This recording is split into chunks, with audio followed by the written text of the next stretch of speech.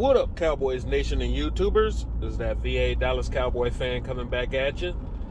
Well, unfortunately, it's a Cowboys loss today to the Arizona Cardinals, 25-22. I don't normally do this, but I wanted to give some quick thoughts after the game, some quick observations, and see what y'all think. Number one, it's looking like Michael Gallup is done for the season with a torn ACL.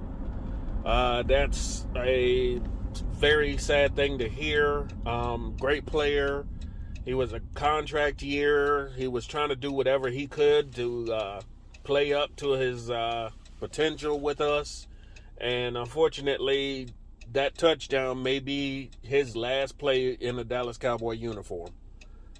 Just wanted to get that right off the bat. Number two, fuck these damn referees. I'm sick and tired of them. When we lose, they're a reason why we lose. I just want no ref interference when we lose. Just making an honest game. But when you're missing holding calls, you're missing fumbles, you're missing delay of games, it's just getting repetitive every single time.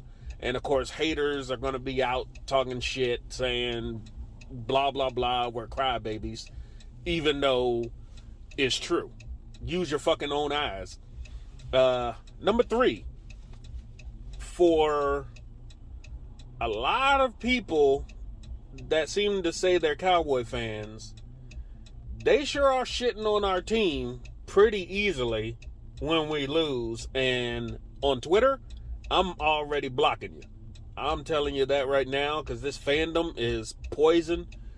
For some reason, they can't get over themselves, especially after a Cowboys loss. That's starting to get annoying.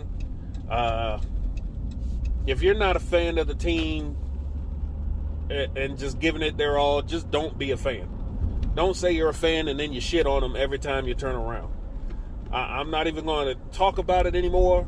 I'm just done with it. I just block all the haters. I'm done with it. Ain't no point in speaking negative about the team if that's all you're going to do. Next up, Dak Prescott looked good and bad. Some of it was his fault. Some of it was not. We have to have a better game from QB4. And, yeah, he's going to have to... I saw whenever he tried to do something, again, referees calling shit back every single time we seem to make a move. But sometimes he was a bit off on his throws.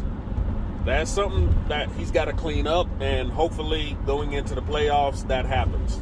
Because now he's going to be down a wide receiver anyway. Next up, Tony Pollard should never be in on blocking schemes. He cannot block. He cannot handle blocking schemes. He's just getting trucked anytime he tries to block someone. Next, Tyron Smith. He did not look good today at all. He had either holding calls or he's missing blocks or, you know, he was not up to task to handle Chandler Jones. Usually, when Tyron Smith is in, we can trust him to hold his side, but he was a liability today. Nothing to take away from him, but I definitely want to start looking at left tackles in the draft. He's just not there anymore. He's compromised, and coming straight back into a game with this much on the line, he might as well just stay on the sidelines until the playoffs. And I've said that before, but just because he's a name and he's a starter, they plugged him back in, and it was a bad idea because his play on the left side hurt us a couple times. Next up, offensive line as a whole just wasn't that great today. They didn't create running lanes, and when they did, they were holding. They couldn't hold their men down. There was too many times that we had batted passes. Excuse me. In the first half, that guys were just getting their hands up and knocking passes down. If you got your guys on lock, they should be more concerned about you than where the passes are going. But that's neither here nor there. Next, Dalton Schultz, great pass catcher. Unfortunately, he cannot block Chandler Jones either. He got blown up 2 times by Chandler Jones as well. I don't want him blocking. If you're going to have a tight end blocking, have Jeremy Sprinkle over there. That's what he's there for. After that, Budda Baker is Arizona's Micah Parsons. He is the wrecking ball on their side of the defense that was there all over the field, and we just couldn't get the ball past him, no matter what we did. He was almost picking off passes. He was batting passes down. He was going in trying to get sacks. He broke up a lot of tackle for losses. The man was on fire. And on the opposite side, Micah Parsons couldn't do much because he was held all game. He was being double-teamed all game.